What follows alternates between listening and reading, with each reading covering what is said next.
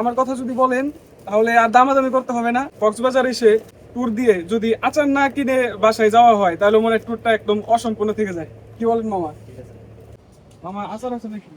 ভালো আচার হবে? তো গরম লাগবে দেখেন, বার্নিশ আছে, এটা মিক্স রসুন আছে না? বড়ই আর হচ্ছে রসুন।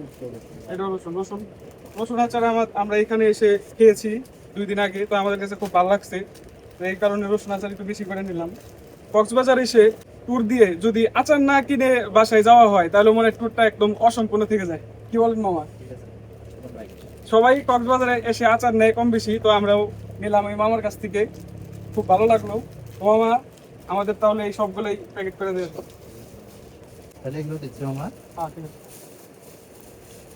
মামা, তাহলে আচার 20 পিস আর 10 পিস কোনটা কিরকম দাম একটু? আমার পিস হচ্ছিল আপনার একদম রিজনেবল প্রাইস 100 টাকা, আর 10 পিস এটা হচ্ছে 50 টাকা। 10 পিসেরটা 50 টাকা। অনেকেই কিন্তু দাম একটু বাড়িয়ে বলবে, তো 10 পিসেরটা অনেকে দাম বাড়িয়ে বলবে, তো আমরা 2 দিন পরে দামাদামি করে তারপরে মামার কাছে পেয়েছি 20 পিস 105 টাকা করে পিস, আর এই 10 পিস হচ্ছে 50, তাই না?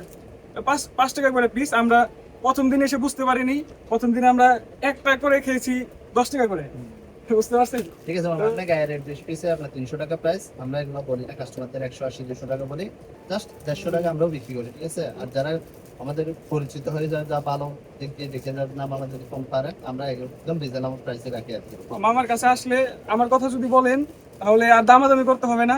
আর অন্য অন্য জায়গায় থেকেও যদি নেন, দাম প্রায় এরকম কাছাকাছি 19-20, একটু দামাদামি করে যদি নেবেন। বেশি করে না মামা, আরো রেট স্যাক্রিফাইস করা যাবে, একদম রিজনেবল করে দেওয়া যাবে। যদি আসে সমস্যা নেই, কক্সবাজার আসবেন আপনারা সবাই, লাবণী ছাতা মার্কেট আমাদের। ঠিক আছে, ভালো থাকবেন, ধন্যবাদ।